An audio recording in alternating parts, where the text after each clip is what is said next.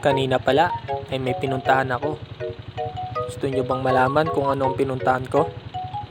Tara, samahan nyo ako at panoodin nyo tong video ko. Dito ay nagpapagasolina kami at kasama ko tong isa kong anak na babae. Pagkatapos namin magpagas, ito kagad ang bumungad sa amin. Isang mahabang traffic at hindi ko alam kung bakit traffic. Dito pala yan sa may lugar ng Alangan, pagbaba ng Petron. Kung taga Bataan ka, alam mo tong lugar na to. Medyo mahaba yung traffic na to at nandito pa tayo sa may ibabaw ng Petron. Mahaba-haba to at matagal-tagal. Kaya tara, samahan nyo ako at tignan natin kung bakit traffic sa lugar na to.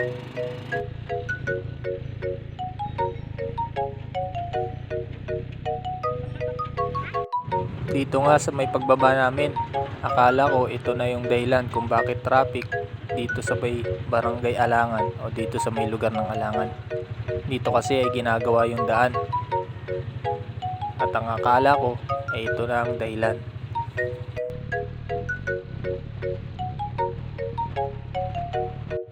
Dito ay nasa kalagitnaan na kami ng daan ng Barangay Alangan. Dito ay hindi ko pa rin alam kung bakit traffic. Ang akala ko lang talaga ay itong ginagawang kalsada. Dito habang pababa kami ay lalong bumabagal ang usad. Dito sa pagbaba namin ay may napansin ako. Dito pala ay may tumaob na truck.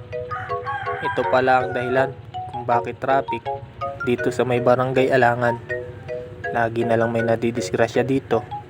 Kaya lagi tayo mag-iingat sa lugar na to. Dito ay may tumumba palang truck doon sa may kabilang lane. Kaya pala 2 lane na lang ang dinadaanan ng mga sasakyan. Kaya pala medyo traffic dito sa lugar na to. After 24 years ay nakalabas din tayo sa may traffic. Dito ay papasok na tayo sa may lugar. Dito sa may Emerald. Dito lang din to sa may Limay. May kukunin lang kasi tayo ditong mga saging na pananim para sa hulo. Dito ay hiningi ko nga lang kay paring Aaron ko para makalibre na rin tayo sa pananim dahil sobrang mahal pag namili tayo ng mga puno ng saging.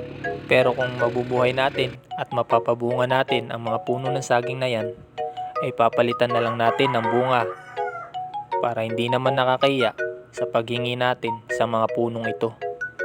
Dito sa unang kuha namin ay sobrang laki ng tinanggal niya. Ang sabi ko ay mga suwi lang ang kukunin ko, pero ito puno na ang binigay sa akin at hindi ko alam kung paano ko ikakarga yan sa motor ko. Mga latundan at lakatan na saging pala ang mga kinuha namin. May mga kasamang puno ng sabapalayan pero hindi na ako nanguha dahil meron naman dun sa may hulo namin. Dito ay marami pa at sabi ay balikan ko na lang. Dito ay naikarga na namin at iilan lang ang kinuha ko dahil hindi magkakasya dito sa may tricycle at balikan na lang natin ang iba. Dito ay marami-rami pa at sabi niya ay balikan ko na lang pag sinipag ako manguha. Saka na lang natin balikan yung mga yan pag malinis na at natabasan na natin ang lote doon sa may hulo natin. Dito ay pauwi na kami. Sigurado gagabihin na kami. Dito ay nasa bahay na kami. At kung mapapansin nyo ay madilim na. Dito ay binuhusan ko lang ng tubig ang mga puno ng saging para makahinga at umabot bukas dahil dadalayin natin yan sa may bundok. Hanggang dito muna yung video ko at abangan nyo na lang susunod kong video para sa pagtatanim ng mga punong yan.